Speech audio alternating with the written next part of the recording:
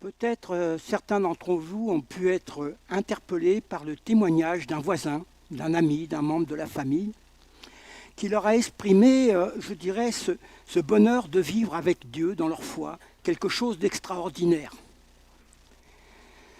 Vous avez peut-être au premier abord pensé que cette personne était une sorte, je dirais, d'extraterrestre. Et puis au travers de la discussion qui s'est engagée, votre constat était le suivant. Finalement, vous réalisez que vous n'avez pas reçu ce que cette personne a reçu, ou alors peut-être vous êtes-vous dit tout simplement, ça n'est pas pour moi. Et puis, cela a généré quelque chose quand même dans votre cœur. Cela a généré une certaine forme de frustration, peut-être même de l'envie, et puis de la curiosité. Et puis cet après-midi, vous êtes dans ce lieu, ou alors vous êtes devant votre écran en train de participer avec nous à cette réunion. Alors ce que nous voulons vous dire cet après-midi, c'est que vous avez bien fait, parce que vous n'êtes pas là par hasard. Et puis nous voulons vous souhaiter bien sûr la bienvenue, le bonjour. Et nous voulons vous dire que ce que nous faisons cet après-midi, c'est que nous voulons partager avec vous ce que justement nous avons reçu. Et nous allons bien sûr le partager. Pourquoi ? Tout simplement parce que l'amour de Dieu, ce n'est pas quelque chose qui est réservé seulement à quelques-uns, mais c'est quelque chose qui est réservé à l'humanité dans son ensemble à partir du moment où elle l'accepte. Et donc, nous allons voir cela, bien sûr, au travers d'un texte que nous allons méditer. Alors, la parole que le Seigneur a mise sur mon cœur, j'ai hésité à vous l'apporter. Je vais être franc avec vous parce que Ludovic, qui est venu la semaine dernière, a mis largement les deux pieds dans le plat. Et puis Jean-Marie, ce matin, il en a rajouté un peu. Mais ma femme m'a dit, tu l'as reçu du Seigneur. Oui, quand on se fait réveiller à 2 heures du matin pour aller transcrire tout ce qui le Seigneur vous fait passer par la tête, je crois qu'on ne peut pas dire autrement. Et je pense, je vais faire comme l'apôtre Paul. L'apôtre Paul disait, je n'ai de cesse de vous répéter les choses. Et je crois que si le Seigneur veut qu'on répète ces choses-là encore cet après-midi, c'est parce qu'il y a urgence. On voit dans le monde dans lequel nous vivons, nous voyons ces problèmes climatiques, nous voyons ces guerres. Et je crois qu'aujourd'hui, il y a effectivement urgence, non seulement à annoncer l'Évangile, mais surtout à inviter ce monde à tourner les regards vers la croix où tout a été accompli. Alors si vous le voulez bien, nous allons prendre une lecture dans le livre des Nombres. Nous allons le prendre au chapitre 21 et nous lirons les versets de 4 à 9.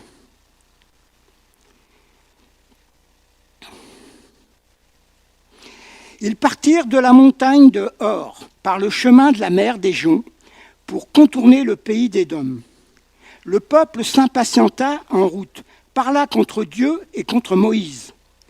Pourquoi nous avez-vous fait monter hors d'Égypte pour que nous mourions dans le désert ?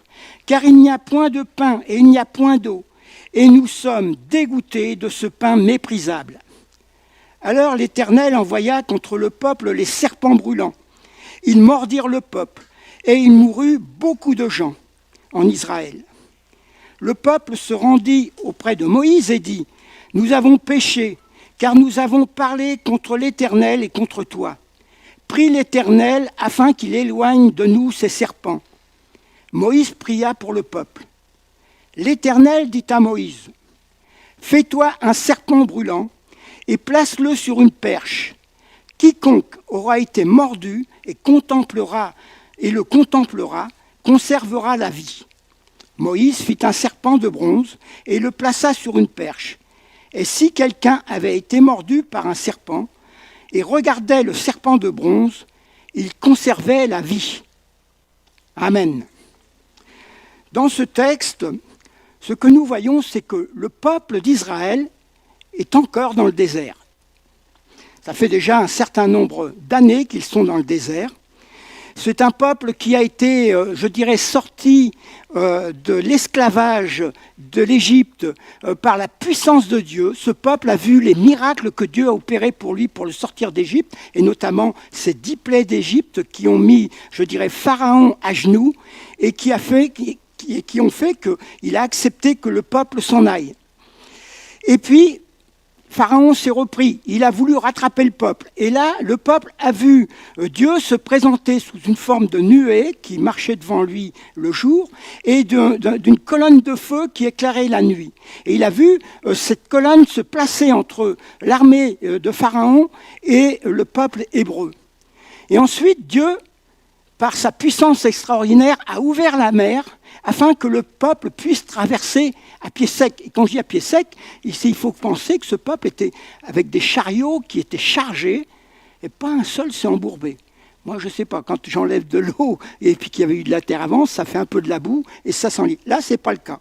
Et puis, au travers des années qui ont suivi, ce peuple a vu les bénédictions de Dieu se renouveler, non pas de temps en temps, mais déjà au quotidien. Leurs semelles de chaussures ne s'usaient pas, leurs vêtements ne s'usaient pas, ils avaient la manne chaque matin pour manger et ils avaient de l'eau quand ils demandaient.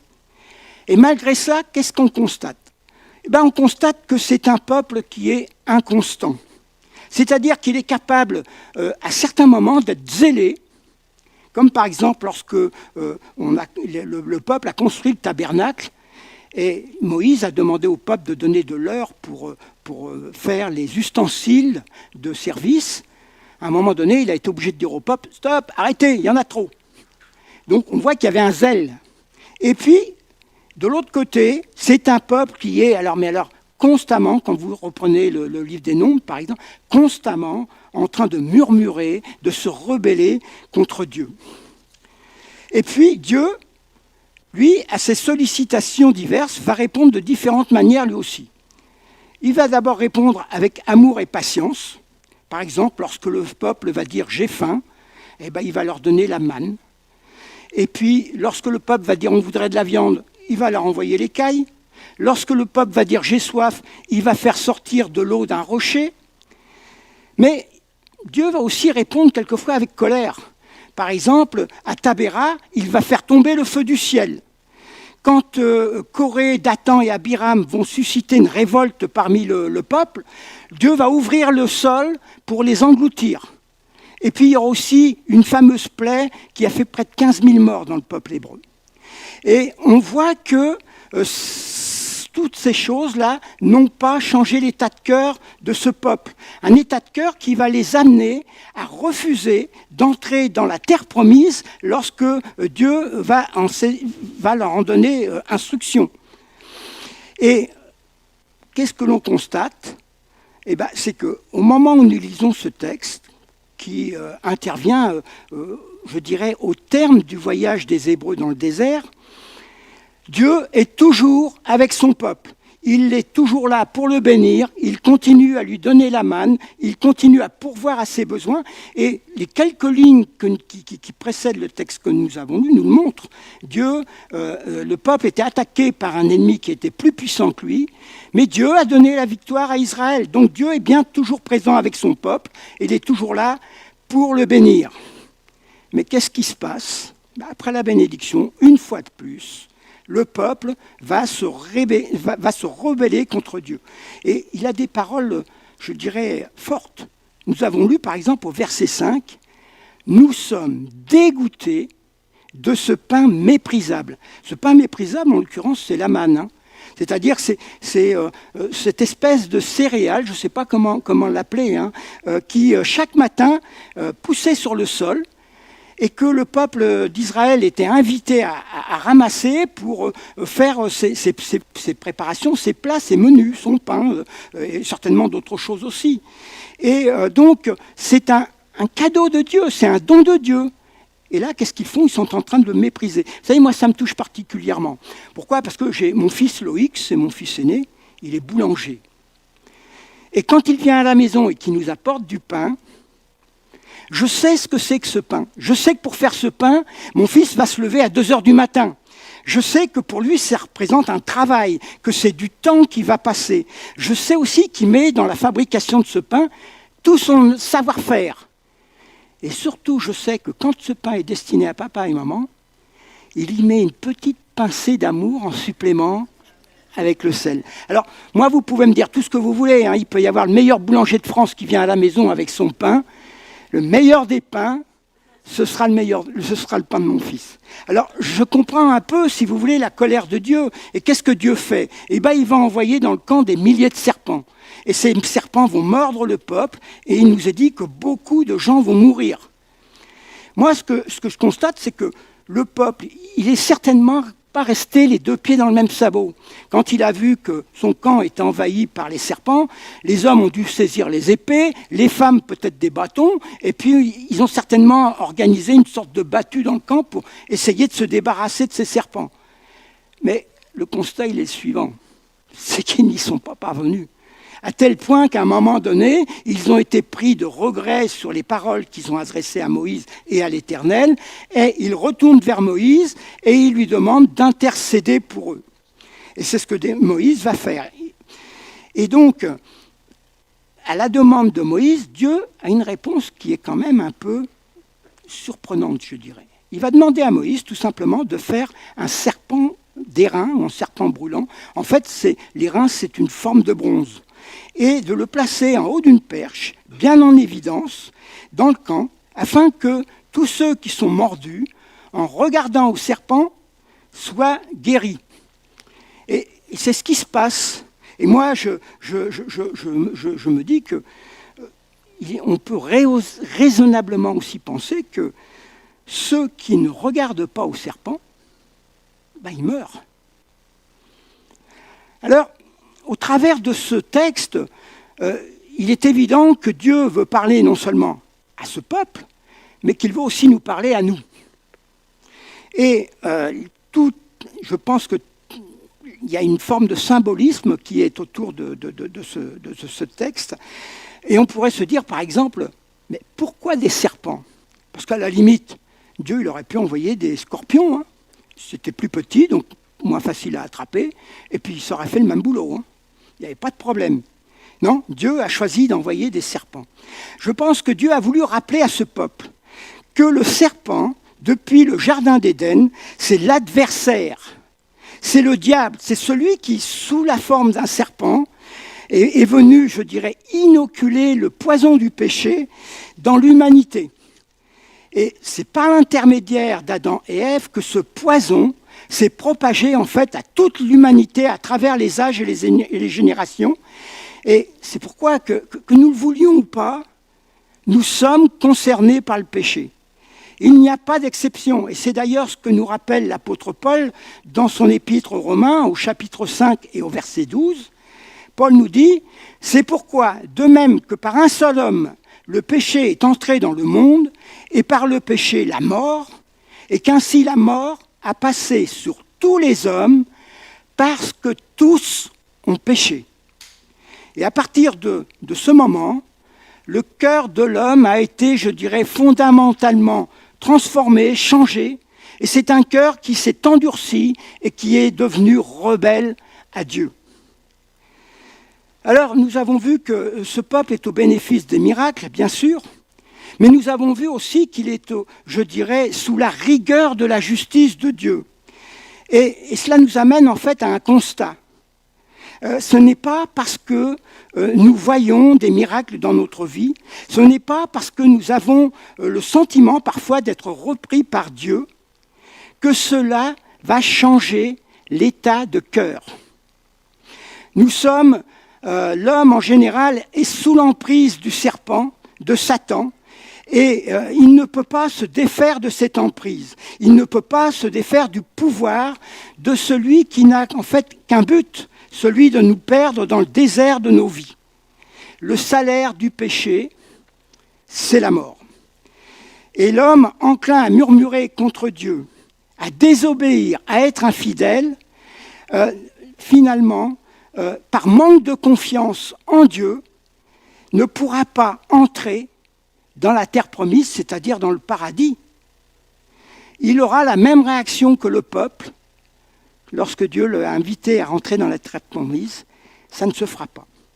Alors, l'image des serpents brûlants envahissant le camp des Israélites, c'est une image qui, bien sûr, est saisissante. C'est l'image du mal même qui touche ce peuple, comme il touche aujourd'hui notre société, une société qui rejette Dieu, qui le rejette, mais qui d'une manière très surprenante d'ailleurs. Ils ne veulent pas Dieu, Dieu n'existe pas, mais quand les choses vont mal, c'est de sa faute. C'est quand même un peu surprenant comme réaction. Et il y en a même qui vont jusqu'à dire que c'est Dieu qui a créé le mal. C'est surprenant parce que j'ai, moi, un homme qui s'appelle Albert Einstein, c'est pas, je dirais, quelqu'un qui est simple d'esprit. Lui, il a fait un constat suivant. Il dit, le mal, c'est l'absence d'amour, comme les ténèbres sont l'absence de lumière, et que le froid, c'est l'absence de chaleur. Donc, ce que nous réalisons, c'est que l'homme est pécheur fondamentalement et qu'il rejette Dieu. Mais Dieu, lui, c'est un Dieu d'amour et de compassion. Et ce qu'il veut, c'est, au travers de l'expérience vécue par ces Israélites, c'est nous révéler le salut qu'il va mettre en place pour sauver l'humanité perdue. Et il nous donne là quelques clés, des clés que nous voulons partager avec vous, parce qu'en fait, elles sont importantes pour pouvoir recevoir ce que nous avons reçu. Il y a une première chose qui m'a surpris en reprenant ce texte. C'est que Dieu ne répond pas de la manière attendue. Quelle était la prière des Israélites? Si vous vous en souvenez, nous l'avons lu. Au verset 7, ils disent « Prie l'Éternel qu'il éloigne les serpents ». Est-ce que Dieu a éloigné les serpents? Non. Est-ce que les serpents sont devenus des animaux dociles qui ne mordent pas? Non. Les serpents, par nature, mordent, et ceux-là, ils ont mordu. Est-ce que le venin des serpents est devenu inoffensif? Non. Les gens mordus continuaient à mourir. Alors, je me suis posé cette question, mais pourquoi Dieu n'a-t-il pas répondu à la demande précise du peuple? Eh bien, j'en ai tiré le constat suivant. Ce dont le peuple a réellement besoin, c'est d'un acte de purification, c'est d'un changement de cœur. Éloigner les serpents n'aurait rien changé à leur état de cœur. Alors, Dieu va mettre en place sa solution. Et sa solution, c'est de prendre le mal, là, en l'occurrence, il sera représenté par un serpent en bronze, et de le pendre au bois, c'est-à-dire de le suspendre sur une perche. Il y a un constat qu'on peut faire, déjà, dès le départ. Vous allez me dire, la palisse, on n'aurait pas dit autant. C'est que le serpent de bronze, c'est pas lui qui est responsable des morsures qui sont infligées au peuple et qui fait le mourir. À la limite, Dieu aura peut-être pu dire à Moïse, un des serpents que vous aurez tué, vous le prenez, vous le mettez sur la perche. Mais ce n'est pas le cas. Donc, ce serpent, c'est simplement l'image de ces serpents qui ravagent le camp et qui font mourir le peuple. Et puis ce serpent, Dieu demande à ce qu'il soit élevé sur une perche, à la vue de tous. Et on peut se demander pourquoi. Je crois qu'au travers de ce serpent qui est mis à la vue de tous, Dieu veut rappeler au peuple déjà qu'il est pécheur. Que ce serpent, s'il est là, c'est une représentation du mal qui les touche, qui les fait mourir. Donc, non seulement le peuple est pécheur, mais le peuple est en état de mort, ou de risque de mort. Ensuite, je pense que Dieu, qui est un Dieu d'amour, veut rappeler à ce peuple qu'il l'aime. Parce que malgré la révolte, malgré les mauvais commentaires, malgré les poings levés contre lui, Dieu est là, et qu'est-ce qu'il fait? Il propose une planche de salut. Et puis, je pense qu'il appelle aussi le peuple à réaliser sa puissance. Parce qu'après tout, il sauve comme bon lui semble, de la manière qui lui convient, même si nous pouvons être surpris de la manière employée. Et puis ce serpent sur ce bois, c'est aussi un appel à placer sa confiance et son espérance en Dieu, parce que lorsqu'on le regarde à ce serpent, on a été mordu par un serpent venimeux et nous sommes en train de mourir. Donc regarder à ce serpent à ce moment-là, c'est vraiment un acte de confiance et d'espérance. C'est en fait un appel à revenir vers Dieu dans un acte de repentance. Je ne sais pas si vous avez remarqué, mais il y a une particularité. Et là, je vais vous demander de faire un petit effort de mémoire. nous avons le camp des Hébreux. Au centre, le tabernacle. Autour de ce tabernacle, les 12 tribus qui sont rangées par tribu autour du tabernacle. Je ne sais pas si vous imaginez, c'est un terrain désertique, mais en Israël, ce n'est pas comme dans le Sahara, ce n'est pas des dunes de sable. C'est un sol un peu caillouteux où poussent quelques buissons, quelques petits arbustes de faible taille. Et là, nous avons quelque chose comme 600 000 familles. Là, on n'est pas à Camping Paradis ou à Marina Plage. Il y a 600 000 familles, c'est-à-dire plusieurs millions de personnes. Et Dieu, curieusement, nous donne un remède qui semble à ce niveau-là, je dirais à cette échelle-là, quelque chose d'insignifiant. Vous prendrez un serpent que vous mettrez sur une perche et vous le placerez dans le milieu du camp. Il n'a pas dit vous prendrez des centaines de serpents, vous en mettrez un peu partout pour que le peuple puisse voir de... Non. Ça va nécessiter en fait de ceux qui sont mordus, quel que soit leur emplacement dans le camp, ça va nécessiter l'effort, ça va nécessiter cette envie de lutter contre le venin qui coule dans leurs veines, et cette nécessité de s'approcher au plus près, parce que je ne sais pas si vous avez remarqué le mot qui est employé, ce n'est pas simplement regarder, c'est contempler. C'est-à-dire voir d'une manière précise. Et donc, pour obtenir le salut, nous avons déjà 2 clés qui viennent de nous être données. La première, c'est qu'il va falloir obéir aux prescriptions de Dieu. Et puis, la deuxième, c'est qu'il va falloir croire qu'au travers de ce processus, aussi surprenant soit-il, que Dieu a le pouvoir et le désir de sauver ceux qui sont touchés par les serpents. Et ces clés, je dirais qu'aujourd'hui, elles sont toujours nécessaires. C'est d'ailleurs ce que nous rappelle l'auteur du livre aux Hébreux, dans Hébreux 11:6. Qu'est-ce qu'il nous dit ? Il nous dit « Il faut que celui qui s'approche de Dieu croit que Dieu existe et qu'il est le rémunérateur de ceux qui le cherchent. » C'est-à-dire qu'il est celui qui va répondre à la prière de ceux qui le cherchent. Et je crois qu'aujourd'hui, plus que jamais, nous devons réaliser que nous sommes dans la même situation que ce peuple, à cause de notre rejet de Dieu, à cause des murmures que nous pouvons avoir contre Dieu, mais surtout à cause de notre péché et de notre incapacité à nous en débarrasser. Et bien sûr, ce que nous sommes en fait, c'est nous sommes dans un état de mort en attente. Mais heureusement pour Dieu, et nous l'avons vu cette semaine, au travers des siècles, il n'a eu de cesse, par le moyen de sa parole, de nous donner les solutions qu'il va apporter. Nous avons les écrits, bien sûr, de tous les prophètes, et je mettrai en avant l'écrit d'Ésaïe au chapitre 53, qui nous dit de quelle manière Dieu va envoyer un Messie à son peuple, mais aussi pour nous. Et c'est au moyen aussi d'expériences vécues par les Israélites, telles que celle-ci, que Dieu nous annonce le salut qu'il va mettre en place en Jésus-Christ. Et d'ailleurs, c'est Jésus qui nous le rappelle dans Jean, au chapitre 3 et au verset 14. Il reprend, comme nous l'avons vu la semaine dernière, une parole qu'il a donnée à Nicodème.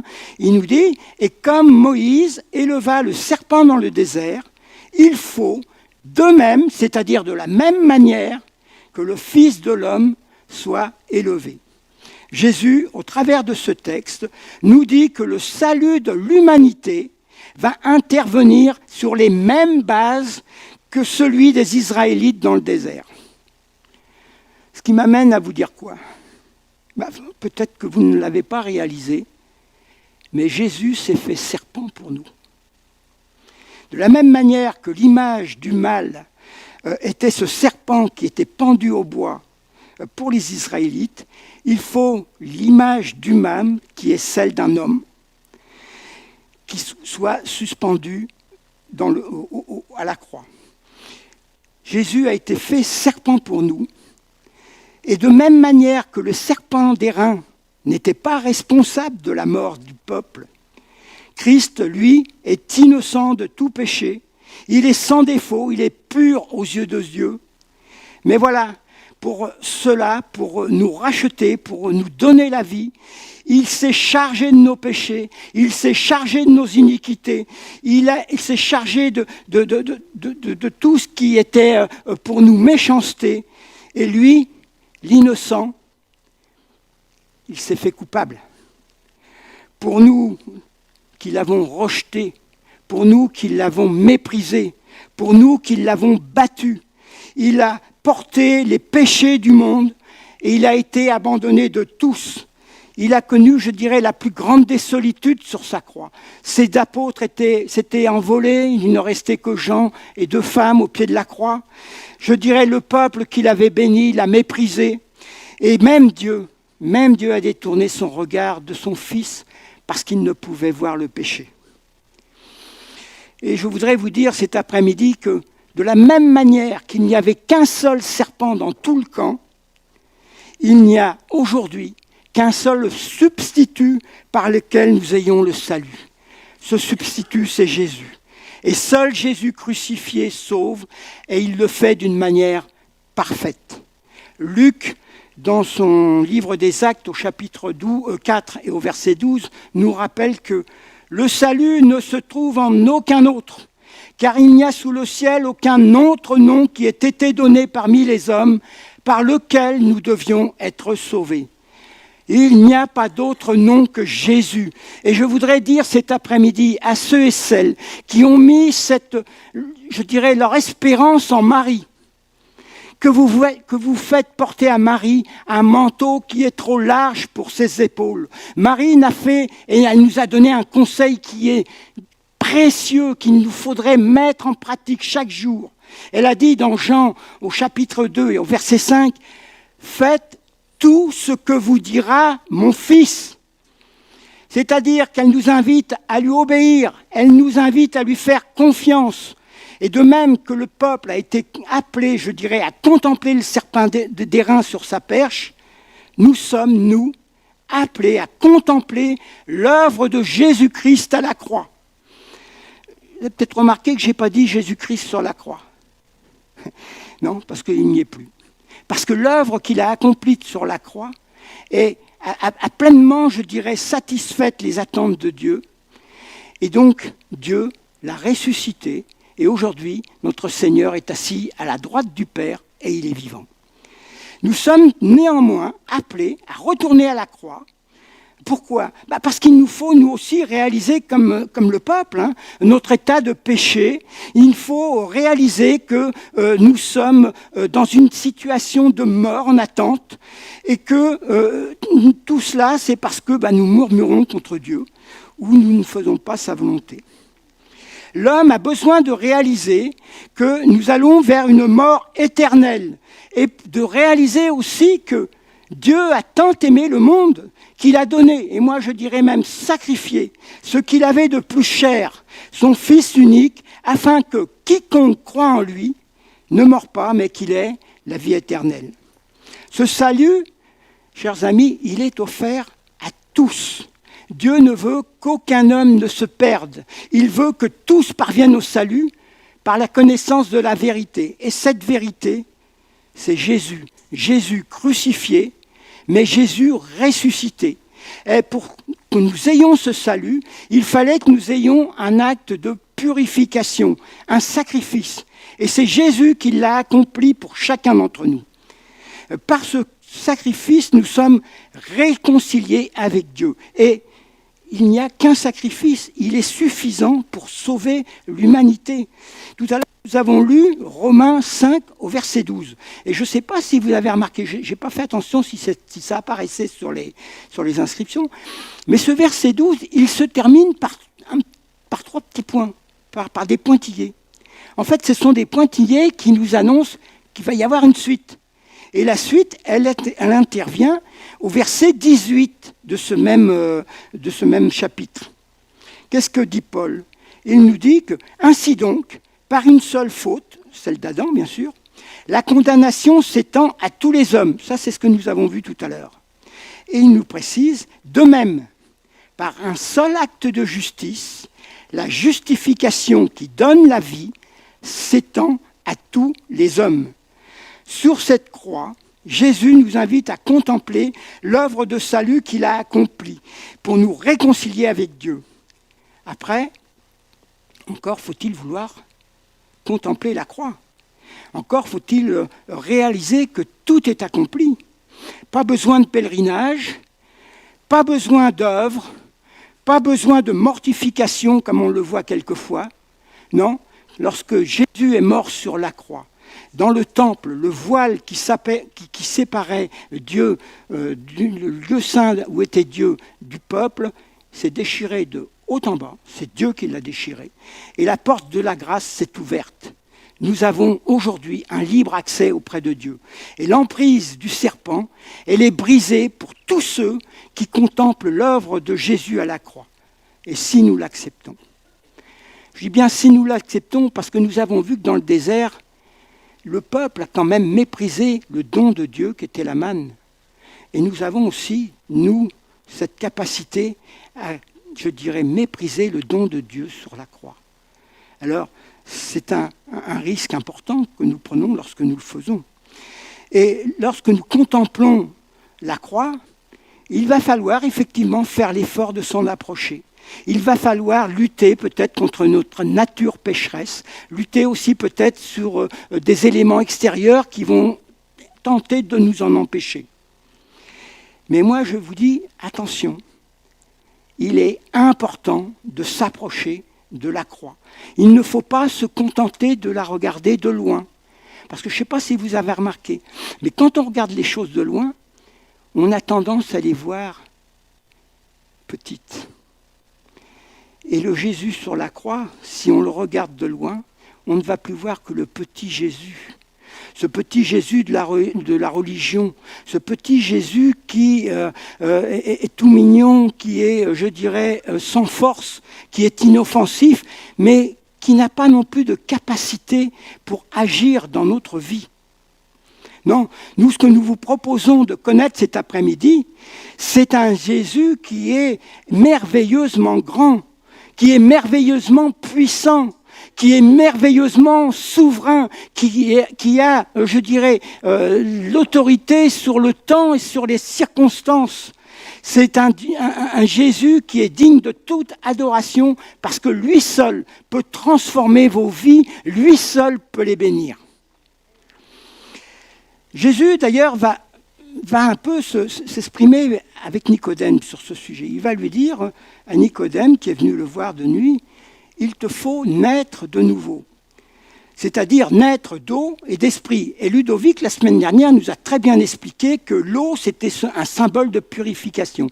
C'est une purification que nous obtenons au pied de la croix de Jésus lorsque nous le regardons avec, je dirais, repentance, avec un cœur qui est affligé par la conduite que nous avons eue et qui a nécessité sa mort sur la croix.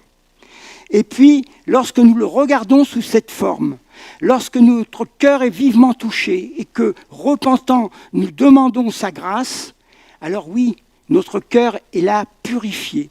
Et étant purifié, il peut recevoir l'Esprit de Dieu qui va venir prendre, je dirais, ses quartiers dans notre cœur et qui va ensuite être notre guide pour notre vie, qui va être celui qui va nous amener à, je dirais, consulter régulièrement la parole de Dieu et qui va nous inviter à marcher dans les voies tracées par Dieu, qui va nous conduire, qui va nous reprendre si nécessaire et qui va nous enseigner. Et c'est ce que nous voulons faire cet après-midi. Nous voulons vous inviter à recevoir non seulement le Christ dans votre cœur, mais son esprit, afin que vous connaissiez ce bonheur qui est le nôtre, afin que vous connaissiez cette joie qui est la joie du salut, parce que c'est ce qui nous booste, c'est ce qui nous porte chaque jour. Et vraiment, nous voudrions que vous puissiez faire comme le prophète Michée dans son livre, au chapitre 7 et au verset 7, qui dit, et qui fait ce constat, « Pour moi, je regarderai vers l'Éternel, je mettrai mon espérance dans le Dieu de mon salut. » Et il y avait même Josué qui, lui, l'avait exprimé d'une manière différente. Il avait dit, lui, « Moi et ma famille, nous servirons l'Éternel. » C'est une décision personnelle. Elle appartient à chacun d'entre nous. elle consiste à confier notre vie à Dieu, à être au bénéfice de son salut, de son amour, et aussi de toutes les bénédictions qu'il a en réserve pour nous. Parce que à ce niveau-là, nous avons un Dieu qui n'est pas avare. Et pour cela, il est nécessaire de contempler l'œuvre de Jésus à la croix et de croire qu'il est tout-puissant pour bénir notre vie. Vous savez, j'ai été bouleversé cette semaine. Je vais vous faire une confidence. J'ai lu un témoignage d'une personne. C'est un témoignage qui est très long, hein, qui prenait au moins 3 pages. Je vais essayer de vous le résumer rapidement. C'est un homme qui a atteint la quarantaine. Et puis il a réalisé, tout jeune, mais vraiment tout jeune, qu'il était en fait homosexuel. Mais cet homme était élevé dans une famille croyante. Et donc, il avait, et c'est ses propres mots que je vais employer, hein, il avait une conscience qui lui disait qu'il était une abomination pour Dieu. Et donc, voulant vraiment, je dirais, faire plaisir à Dieu, c'est un homme qui s'est mis un carcan sur lui et qui s'est coupé du monde, littéralement, pour ne pas succomber à la tentation. Il s'est coupé du monde. Et jusqu'à ces dernières années, il avait réussi à dominer son penchant. Et puis là, le carcan était trop lourd. Il a craqué. Il a levé les poings contre Dieu, au point de dire que s'il avait la puissance nécessaire, il éliminerait Dieu. Et moi, je fais un constat, mais un constat terrible. C'est que je réalise qu'au travers des 3 pages de son témoignage, pas une seule fois il n'a été question de Jésus. Pas une seule fois il n'a été question de l'œuvre de Jésus à la croix. Et je me dis, mais s'il avait regardé Jésus à la croix, il aurait déjà compris une chose qui aurait été certainement essentielle pour lui. Il aurait compris qu'il n'était pas une abomination pour Dieu. Que son péché était son péché, certes, mais que lui était aimé de Dieu. Ça, il n'a pas pu le réaliser. Et donc, il a voulu porter ce carcan pour lui tout seul, alors qu'en fait, il était tout simplement appelé à le déposer au pied de la croix. Vous voyez, c'est important de regarder l'œuvre de la croix. C'est important de comprendre pourquoi nous y sommes appelés. Parce que savoir comment regarder et tourner ses regards vers la croix, je dirais que c'est une question tout simplement de vie ou de mort. Moi, ma femme ne va pas aimer ce que je vais dire parce que je vais la mettre en cause. Je me rappelle son témoignage lorsque elle était aux urgences, en réanimation à cause de son Covid. 4 semaines. Et lorsqu'elle en est sortie, les médecins sont allés la voir et lui ont dit « Madame Mordès, vous êtes bien battue ». Ma femme n'était pas d'accord. Elle lui dit « Moi, je ne pouvais rien faire. C'est Dieu qui a tout accompli. Et merci Seigneur ». Moi, je voudrais quand même dire à ma femme que « Ma chérie, tu t'es bien battue. Tu t'es bien battue parce que tu as su tourner tes regards là où il fallait. Je me rappelle que lorsque tu étais au plus mal, tu écoutais des chants qui glorifiaient Dieu, qui glorifiaient Jésus. Je me rappelle que quand tu étais au plus mal, tu priais le Seigneur en lui disant « Seigneur, si tu veux me reprendre, ben, je suis prête. Parce que je sais qu'avec toi, de toute façon, je vais au meilleur. Et si tu veux me laisser, alors que ma vie puisse te glorifier. » Et moi, je crois que c'est la manière dont Dieu nous appelle à regarder la croix. Parce qu'en fait, lorsqu'on regarde bien, il n'y a pas d'autre Dieu. Il n'y a pas d'autre substitut. Il n'y a pas d'œuvre suffisante pour nous racheter. Je vous dirais même qu'il n'y a pas de haut lieu à visiter. Il n'y a pas de pèlerinage à faire en quoi que ce soit. Et mieux, pour ceux qui sont un peu, ceux qui croient dans un tas de trucs. Excusez-moi, le mot m'échappe. Vous savez, ceux qui ont des amulettes, ceux qui croient dans les gris-gris. Et je dirais même, et là je vais peut-être en surprendre certains, même ceux qui mettent leur foi dans la croix. Je voudrais vous rappeler que la croix, c'est l'instrument du supplice. J'en ai une, hein. Il n'y a aucun problème à ce niveau-là. Mais il faut faire attention. L'adoration revient à notre Dieu. La preuve, c'est que si vous prenez le 2e livre des rois, au chapitre 18 et au verset 4, qu'est-ce qui s'est passé ? Ézéchias, qui était roi d'Israël, avait vu que son peuple s'était détourné de Dieu. Il a voulu ramener ce peuple à Dieu. Et qu'est-ce qu'il a fait pour cela? Il a détruit tous les hauts lieux, il a détruit tous les objets de culte. Et, ô surprise, il a détruit le serpent d'airain et la perche qu'avait fait Moïse. Pourquoi? Parce que ces objets étaient devenus des objets d'adoration pour le peuple qui brûlaient des parfums de vent. Non, chers amis, cet après-midi, je voudrais que chacun comprenne qu'il n'y a que Jésus seul, Jésus crucifié, mais Jésus ressuscité. Amen. Seigneur, je te rends grâce. Je te rends grâce parce que tu as tout accompli pour chacun d'entre nous. Seigneur, tu fais exception de personne, tu invites chacun à contempler ton œuvre à la croix. Et Seigneur, je te rends grâce parce que je suis du nombre de ceux, Seigneur, qui ont réalisé que en toi nous avions tout pleinement, le salut, la grâce, l'amour, le bonheur. Alors merci pour tout ce que tu fais chaque jour pour chacun d'entre nous. Seigneur, qu'au travers de cette simple prédication, des cœurs puissent s'ouvrir à toi, réaliser leur état de péché et se tourner pleinement vers ta grâce. Parce que Seigneur, je sais que tu les aimes, chacun là où ils se trouvent, plus que tout, tu as donné ta vie pour eux. Et Seigneur, sois béni pour tout cela. Et que la gloire t'en revienne, Seigneur, que nous soyons un jour ce peuple innombrable, Seigneur, qui pourra t'acclamer, te glorifier et te bénir dans les lieux célestes, parce que c'est là, Seigneur, que tu nous réserves une place. Amen.